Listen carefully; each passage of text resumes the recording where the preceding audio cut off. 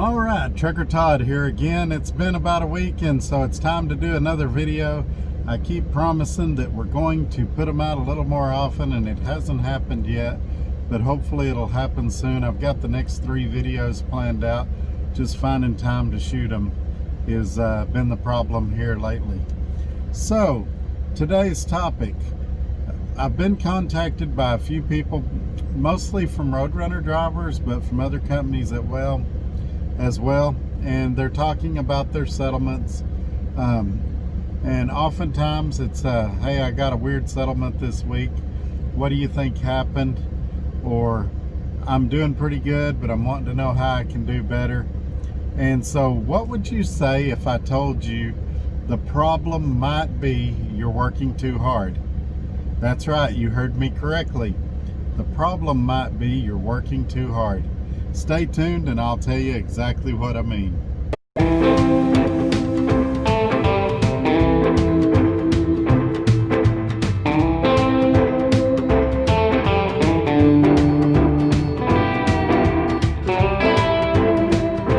Alright, and we're back. For those of you that regularly watch my videos, you may have noticed I've got a new intro with different intro music.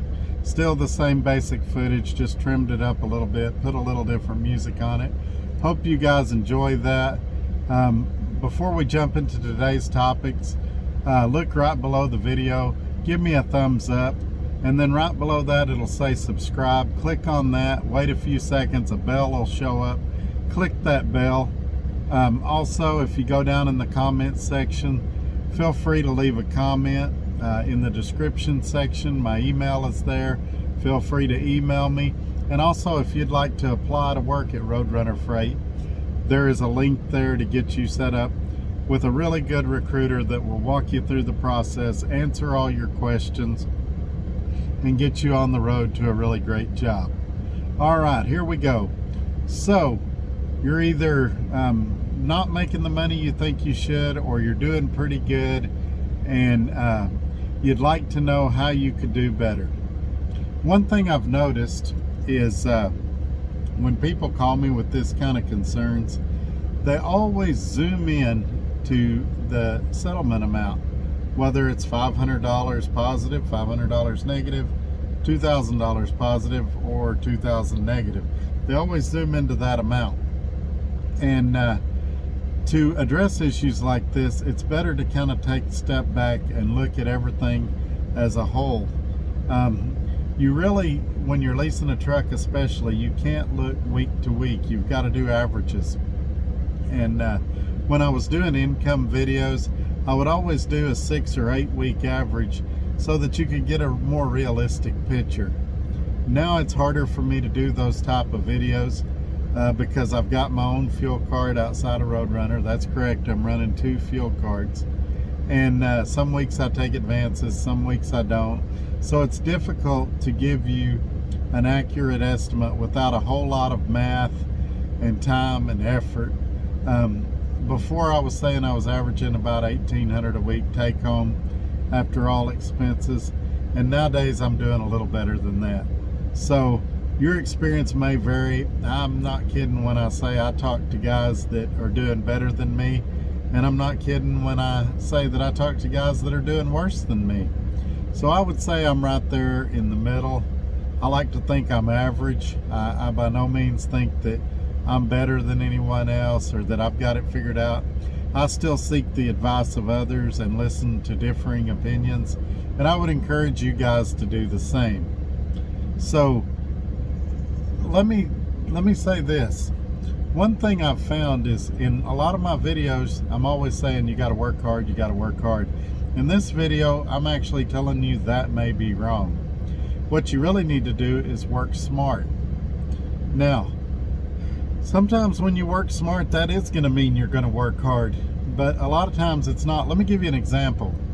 I know a guy that runs Texas to California back and forth every week for 95 cents a mile plus the fuel surcharge.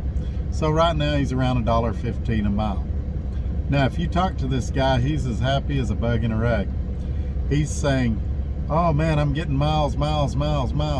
he's running 3,800 miles a week right in that area. And so at that, he's making okay money, but he could make so much more money if he would slow his truck down, get better fuel economy, and run some lanes that the freight pays a little better. In contrast, for me, for example, I run usually between $1.38 and $1.48 a mile, usually, and not always. And I try to run the flatter areas of the country. I try to run where there's not as many tolls, although here lately I've been taking a lot of toll routes since I got my transponder in. And so I'm running at almost a 50% increase in rate above him, at least 30%. So I can run 30% less miles and make the same money as he makes. Maybe more because of fuel economy. So what does that mean?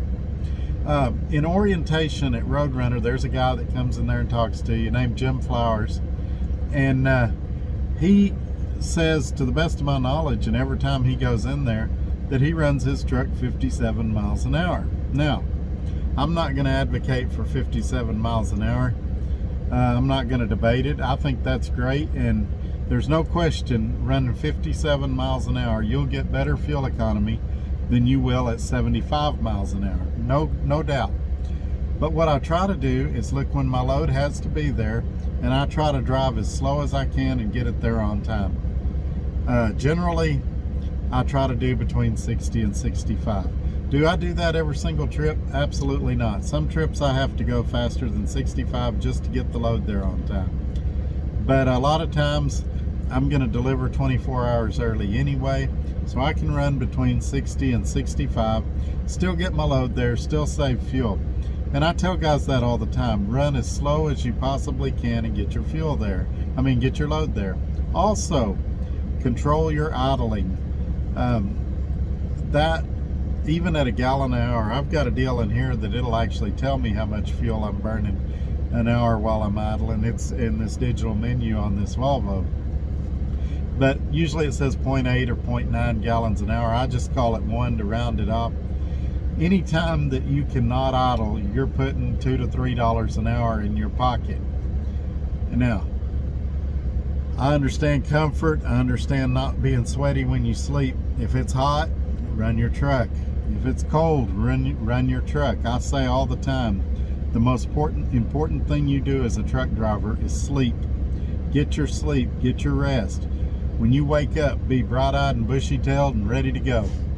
So, that's what I'm saying. Do you need to work hard? Yes, sometimes you do. But you may need to go some places that you otherwise said you wouldn't go before, just because the rate's good. Work smarter, not harder. Now, in some cases, you're still going to work hard.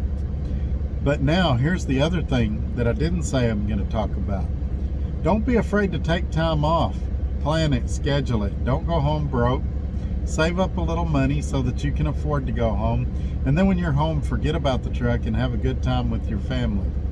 Also, try to have fun out here on the road.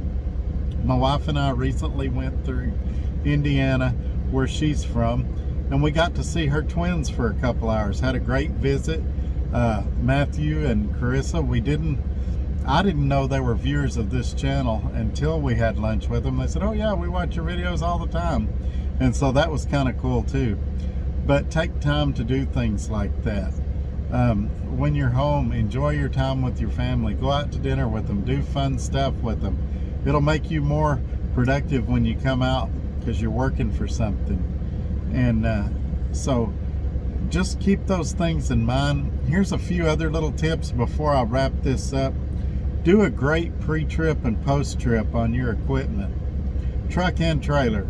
I realize, especially you guys here at Roadrunner, that it's not your trailer, and you think, I'll pre-trip my truck real good, but I don't care about the trailer. It's not mine. I don't have to pay for it.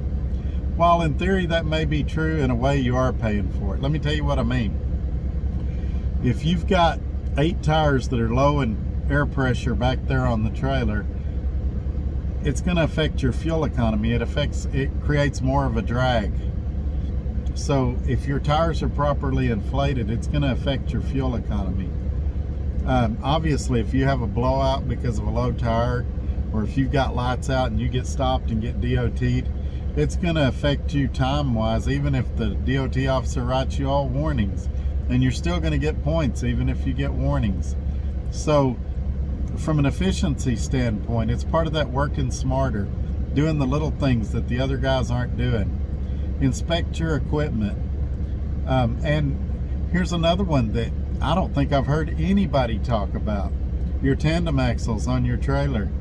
If your trailer's kind of, I used to call it dog-legging, but if your trailer's kind of going behind you at an angle, that affects your fuel economy also. That's a drag. You need to be reporting that to your maintenance departments so that they can get those tandem axles aligned and the trailer will pull more true like it's supposed to. So, and it's reaping what you sow, treating others the way you want to be treated. Eventually, if you're doing the right thing, it's going to come back to you. If you're doing the wrong thing, eventually that'll come back to you as well. So just think about how you're treating each other, what you're doing, and try to make yourself as profitable as you can be, but not forgetting why you're doing it and spending time with your friends and family at the same time. All right, we're going to wrap this one up. I'm going to get back on the road, and hopefully I'll have another video for you guys in a day or two. Thank y'all for watching. Have a great day. Bye-bye.